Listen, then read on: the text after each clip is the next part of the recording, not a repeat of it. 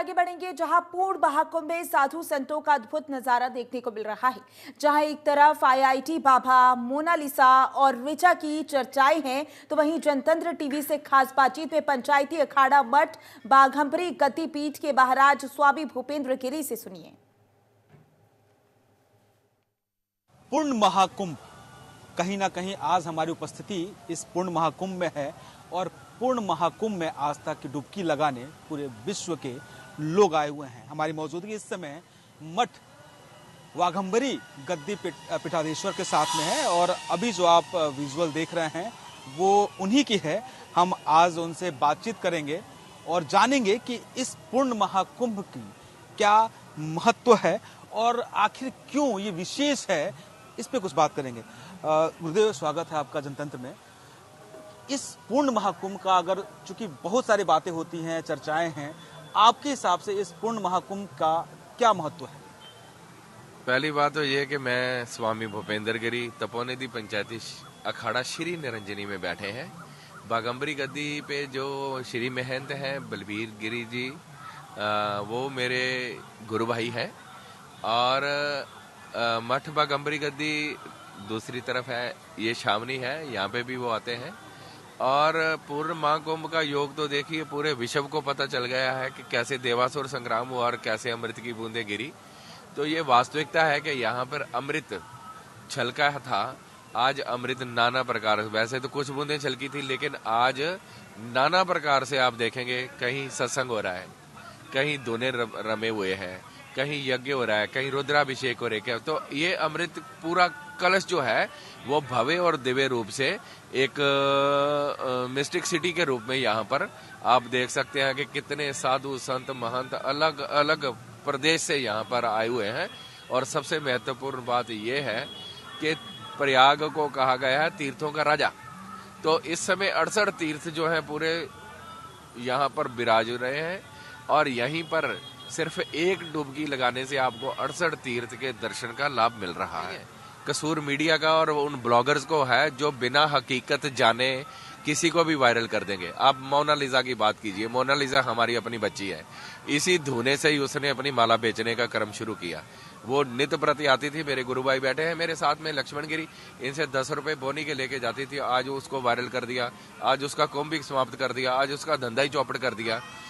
ये अति सर्वता विवर्जता, अति जो होती है लिमिट द स्काई, ये नहीं होना चाहिए। बिना जाने पहचाने कोई भी ब्लॉगर उठा करके किसी को भी हाईलाइट कर देता है। और अगर कुंभ में आना है तो कोई भी आ सकता है, चाहे वो साध्वी हो या आईआईटीएन बाबा हो।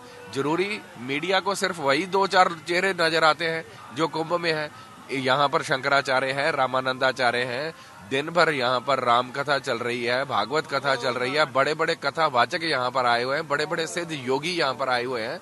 मेरे तो ये समझ में नहीं आ रहा है कि मीडिया को वो चेहरे क्यों नहीं नजर आते जो सिद्ध हैं, वो महात्मा क्यों नहीं नजर आते जिन महात्माओं ने हिमालय की कंदराओं में रह करके तपस्या की है। यहाँ कई महात्मा ऐसे हैं जो मेरे अपने टच के हैं, जिनको 30-30 वर्ष हो गए बद्रीनाथ से ऊपर तपोवन में बर्फ में रहते, पहली बार कुंभ में आए हैं। ऐसे महात्माओं पे मीडिया और ब्लॉगर्स की नजर नहीं जा रही है और जो बेचारे अपना काम धंधा यहाँ करने आए थे उनको मीडिया ने हाईलाइट कर दिया है। फिर मीडिया ये उनके ऊपर आक्षेप भी उठाती है, मीडिया उन पे उंगली भी उठाती है। अति सर्वत्र वर्जित है, आपने कहा, बिल्कुल अति हर जगह वर्जित है और वर्जित रहनी भी चाहिए, हर चीज की वर्जित है। मोनालिसा अपना काम धंधा करके रोजी रोटी करके कर रही थी, लेकिन वो जब से चर्चित हुई उनकी रोजी रोटी बंद हो गई, वो यहाँ अखाड़ा छोड़ने चली गई। ऋचा जो साध्वी थी, वो ऋचा कचारिया, वो भी अपना कुंभ छोड़ के जाने के लिए रोई भी अपने मीडिया के सामने। साथ ही साथ आईआईटीएन बाबा भी लुप्त होते जा रहे। तो इसकी वजह क्या है? सब एकदम से अपने अपने यही बात समझ में नहीं आती है कि मोनालिसा, ऋचा और आईआईटीएन बाबा ही हैं यहाँ पे हमारे उत्तर प्रदेश के यशस्वी मुख्यमंत्री योगी आदित्यनाथ जी ने 40 करोड़ जनता का आंकड़ा रखा है। 10 करोड़ जनता आने वाली है, 5-7 करोड़ जनता यहाँ से जा चुकी है पब्लिक। कितने सिद्ध साधु आए हैं यहाँ पे, मेरे को ये नहीं समझ आता कि ये 3 ही नाम क्यों हैं, बाकी नाम यहाँ पे कोई नहीं है। बाकी धर्म के मार्ग पे नहीं चल रहे क्या, धार्मिक परंपराओं को? अच्छा, मोनालिसा की बात करें तो मोनालिसा जिस धुने पे आप हमारा इंटरव्यू ले रहे हो, इसी धुने से मोनालिसा ने अपना माला बेचने का कर्म शुरू किया। आप एक गरीब तो नहीं मैं कहूंगा, अब मैं ये कहूंगा कि एक मेहनती लड़की ने जो अपनी मेहनत से अपने परिवार के लिए कुछ करना चाहती थी, आपने उसको इतना हरास कर दिया है, इतना डिसअपॉइंट कर दिया है कि वो तो एक किस्म का उसको डिप्रेशन में ही ला दिया। आप लोगों ने उसको कितना हरास कर दिया। लोगों को यहाँ पे साधु संत इतने सीधे हैं, किसी को नमन करो, किसी से सत्संग करो, किसी से ज्ञान लो। जिधर देखो मोनालिसा, हर कोई चाहता है कि मेरे व्यूअर बढ़ जाए, मैं फेमस हो जाऊं। फेम के पीछे लोग पड़े हैं। मोनालिसा बेचारी यहाँ पे उसको छुपाया गया, यहाँ अंदर महाराज जी ने उसको पीछे छुपाया जिधर पब्लिक हरास कर रही थी। लेकिन ये है कि अगर एक बच्ची यहाँ पर अपना कोई रोजी रोटी कमाने आई है, हमने देखा ना डिजिटल कुंभ में, इस भव्य कुंभ में एक हमारा उसका आया है इकोनॉमिकल पॉइंट योगी जी की तरफ से 15 पॉइंट में एक इकोनॉमिकल पॉइंट आया है कि इससे हमारी जीडीपी कितनी बढ़ेगी। तो वो कैसे बढ़ेगी? जो चाय बेचने वाला है, जो यहाँ पर अपनी रेडी लगाने वाला है, कोई माला बेचने वाला है, जिनको यहाँ रोजी रोटी मिली है, भाई किसी की रोजी रोटी में सपोर्ट करने के बदले आप किसी की रोजी रोटी छीन रहे हो और उसके जीवन को भी आप डिस्टर्ब कर रहे हो। वो कितनी परेशान है, हर कोई उसको खींच रहा है, माला तो ले नहीं रहा, उसको टिप्पणियां आ रही हैं, अच्छी भी आ रही, बुरी भी आ रही हैं।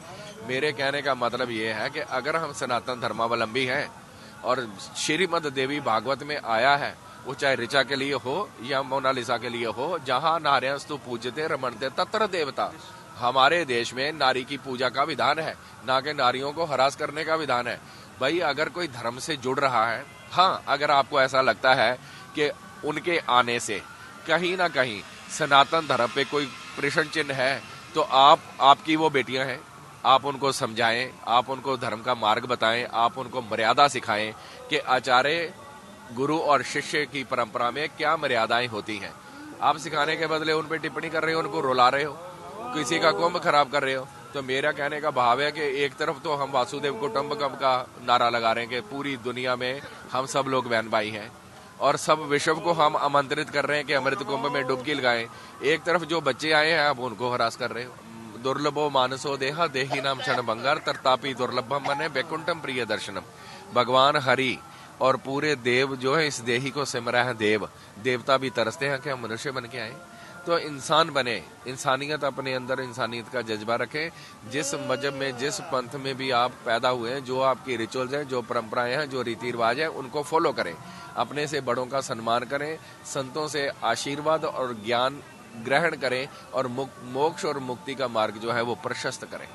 बहुत शुक्रिया आपका। आपने सुना कि हर वर्ग के लोगों को कहीं ना कहीं सनातन धर्म से जोड़ने की जो रीति और जो प्रथा चली आ रही है, उस पे महाराज जी ने सीधे तौर पे कहा कि सबका स्वागत है और राजनीति को आस्था से दूर रखें, आस्था को राजनीति से दूर रखें। और कहीं ना कहीं इस महाकुंभ में आस्था की डुबकी लगाने हर देश से कोई ना कोई आया जरूर है।